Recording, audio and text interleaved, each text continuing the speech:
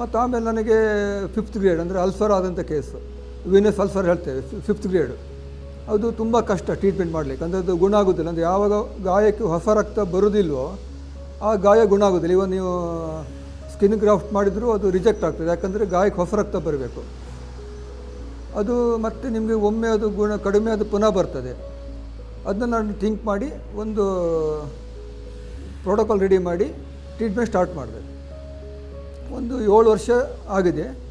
Totally ಒಂದು 7,000 patient ನೋಡಿದ್ದೇನೆ ನನ್ನ ಇಂಡಿವಿಜುವಲ್ ಆಗಿ. ಮತ್ತು ನನ್ನ ಟೋಟಲ್ ಬ್ರ್ಯಾಂಚಲ್ಲಿ ಒಂದು 10,000 ಪೇಷಂಟ್ ನಾನು ನಮ್ಮ ಸಂಸ್ಥೆಯಿಂದ ಚಿಕಿತ್ಸೆ ಕೊಟ್ಟಿದ್ದೇವೆ.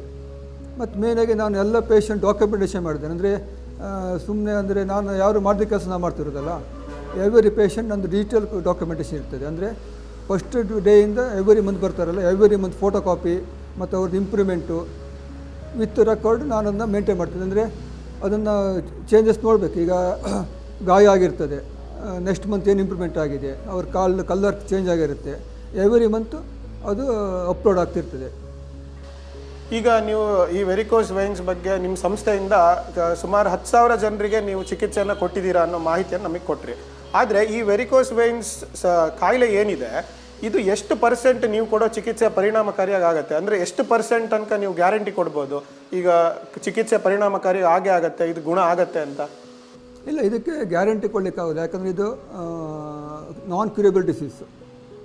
ಈಗ ನೀವು ಇದಕ್ಕೆ 50% ರಿಸಲ್ಟ್ ಬರ್ಬೋದು, ಬರದೇ ಇರ್ಬೋದು. ಯಾಕಂದರೆ ರಿಸಲ್ಟ್ ಇಲ್ಲೇ ಇದಕ್ಕೆ ಪರ್ಟಿಕ್ಯುಲರಾಗಿ ನಾವು ಇಷ್ಟೇ % ಅಂತ ಹೇಳಲಿಕ್ಕೆ, ಇದು ಜ್ವರ ಶೀತ ಆ ಥರ ಕಾಯಿಲೆ ಅಲ್ಲ, ಆಗದ್ದು ನಾವು ಮಾಡ್ತಾ ಇರೋದು.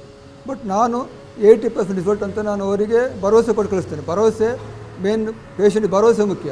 ನಂಗೆ ಆಗಲ್ಲ ಕಣ ಅಂತ ಹೇಳಿದರೆ ಅವರು ಡಿಪ್ರೆಷನ್ ಆಗ್ತಾರೆ.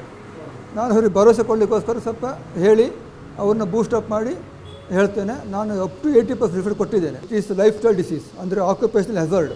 ಈಗ ನಮ್ಮದು 50%, ಪೇಷಂಟ್ 50% ಮಾಡಬೇಕು. ಇದು ಆಕ್ಯುಪೇಷನಲ್ ಹೆಜಾರ್ಡ್. ಈಗ ಅವ್ರು ಲಾಂಗ್ ಸ್ಟ್ಯಾಂಡಿಂಗ್ ಮಾಡಿದರೆ ಅದೆಲ್ಲ ಅವಾಯ್ಡ್ ಮಾಡಬೇಕು. ಲಾಂಗ್ ಸ್ಟ್ಯಾಂಡಿಂಗ್, ಲಾಂಗ್ ಸಿಟ್ಟಿಂಗ್, ನಾವು ಕೆಲವು ಲೈಫ್ ಸ್ಟೈಲ್ ಮಾಡಿಫಿಕೇಷನ್ ಹೇಳ್ತೇವೆ. ಅದು ಮಾಡಿದರೆ ಮಾತ್ರ 80% ಸಿಗ್ತದೆ. ಇಲ್ಲ ನಮ್ಮ 50% ನಾವು ಗ್ಯಾರಂಟಿ ಕೊಡ್ತೇವೆ, ಅಂದರೆ ಅವ್ರು ಕರೆಕ್ಟಾಗಿ ಮಾಡಿದ್ರೆ. ಮತ್ತು ಇಂಪ್ರೂವ್ಮೆಂಟ್ ಅವ್ರ ಮೇಲೆ ಡಿಪೆಂಡ್, ಯಾಕಂದರೆ it is life style disease. ಈ ವೆರಿಕೋಸ್ ವೈನ್ಸ್ ಅನ್ನೋದು ತುಂಬ, ಇದ್ರ ಚಿಕಿತ್ಸೆ ತುಂಬ ಕಷ್ಟಕಾರಿ ಅಂತ ಹೇಳ್ತಾರೆ. ಅದು ಯಾಕೆ ಆ ರೀತಿ ಹೇಳ್ತಾರೆ ಅನ್ನೋದ್ರ ಬಗ್ಗೆ ಏನಾದರೂ ಮಾಹಿತಿ ಹಂಚ್ಕೊ? ಅಂದರೆ ಯಾಕಂದರೆ ವೆರಿಕೋಸ್ ವೇನ್ ಅಂದರೆ ನಿಮ್ಮದೀಗ ವೇನ್ಸಲ್ಲಿ ವೇನ್ ಅಂದರೆ it is a chronic venous insufficiency. ಅಂದರೆ ಲಾಸ್ಟ್ ಸ್ಟೇಜ್ ಬರುವಾಗ ಆ ಥರ ಆಗಿರ್ತದೆ. ಇನಿಷಿಯಲಿ ಅಂದರೆ ನಿಮ್ಮದು ವೇನ್ಸಲ್ಲಿ ರಿವರ್ಸ್ ಫ್ಲೋ ಆಗೋದಿಲ್ಲ, ಅಂದರೆ ವೀನಸ್ ಸರ್ಕ್ಯುಲೇಷನ್ ಕರೆಕ್ಟ್ ಆಗೋದಿಲ್ಲ. ನಮ್ಮ ಹಾರ್ಟಿಂದ ಶುದ್ಧ ರಕ್ತ ಕಾಲಿಗೆ ಬರ್ತದೆ, ಅಂದರೆ ಹಾರ್ಟ್ ಪಂಪ್ ಮಾಡ್ತದೆ, ಹಾರ್ಟ್ ಮೂಲಕ ಕಾಲಿಗೆ ಬರ್ತದೆ. ಆ ವೇನ್ಸಿಂದ ಅಶುದ್ಧ ರಕ್ತ ಹಾರ್ಟಿಗೆ ಬರಬೇಕಾಗತ್ತೆ. ಮೇಯ್ನಾಗಿ ಅಂದರೆ ಅಲ್ಲಿ ಮೇಲೆ ಬರಲಿಕ್ಕೆ ಗ್ರಾವಿಟೇಷನ್ ಫೋರ್ಸ್ ಇರ್ತದೆ, ಅಂದರೆ ಮೇಲೆ ಬರಲಿಕ್ಕೆ ಬಿಡೋದಿಲ್ಲ. ಅದಕ್ಕೋಸ್ಕರ ವೇನ್ಸಲ್ಲಿ ವಾಲ್ವ್ಸ್ ಇರ್ತದೆ. ಆ ವಾಲ್ವ್ ಫಂಕ್ಷನ್ ಮಾಡಿ ಅದು ರಿವರ್ಸ್ ಫ್ಲೋ ಆಗಿ ಹಾರ್ಟಿಗೆ ಬರ್ತದೆ ಅಶುದ್ಧ ರಕ್ತ. ನೀವು ಯಾವಾಗ ಲಾಂಗ್ ಫಿಟ್ಟಿಂಗ್, ಲಾಂಗ್ ಸ್ಟ್ಯಾಂಡಿಂಗ್ ಮಾಡಿದ್ರೆ ಏನಾಗುತ್ತೆ, ವೇನ್ಸಲ್ಲಿ ಇನಿಷಿಯಲಿ ರಿವರ್ಸ್ ಫ್ಲೋ ಆಗುತ್ತೆ. ಆವಾಗ ಏನಾಗುತ್ತೆ, ವೇನ್ಸಲ್ಲಿ ಬ್ಲಡ್ ಸ್ಟಾಕ್ ಆಗುತ್ತೆ ಇನಿಷಿಯಲಿ. ಅದು ನೀವು ಇಗ್ನೋರ್ ಮಾಡಿದರೆ ಅಲ್ಲಿ ವೇನ್ಸು ಬಲ್ಜ್ ಆಗ್ತದೆ, ಅಂದರೆ ಅಲ್ಲಿ ಇರ್ಲಿಕ್ಕೆ ಜಾಗ ಬೇಕಲ್ಲ, ನೀವು ಮತ್ತೆ ಇಗ್ನೋರ್ ಮಾಡ್ತೀರಾ. ಆವಾಗ ಅಲ್ಲಿ ವೇನ್ಸಲ್ಲಿ ಪ್ರೆಷರ್ ಜಾಸ್ತಿ ಆಗುತ್ತೆ. ಆವಾಗ ಏನಾಗುತ್ತೆ, ಅದು ಶೇಪ್ ಚೇಂಜ್ ಮಾಡ್ಕೊಳುತ್ತೆ, ಅಂದರೆ ಅಲ್ಲಿ ಇರ್ಲಿಕ್ಕೆ ಜಾಗ ಬೇಕಲ್ಲ, ಶೇಪ್ ಚೇಂಜ್ ಮಾಡ್ಕೊಳ್ತದೆ. ಇನ್ನು ನೀವು ಇಗ್ನೋರ್ ಮಾಡಿದಾಗ ಅಲ್ಲಿ ಓಪನ್ ಆಗಿ ಬ್ಲಡ್ ಲೀಕ್ ಆಗುತ್ತೆ. ಇದು ಒಂದು ಬೇಸಿಕ್ಕಾಗಿ ವೆರಿಕೋಸ್ ವೇನ್ ಆಗುವಂಥದ್ದು. ನೀವು ಒಂದು 4-5 ವರ್ಷ ಅಥವಾ 10 ವರ್ಷ ನೀವು ಅದನ್ನೇ ಇದ್ದಾಗ ಏನಾಗುತ್ತೆ, ವೇನ್ಸಲ್ಲಿ 3 ಲೇಯರ್ ಇರ್ತದೆ.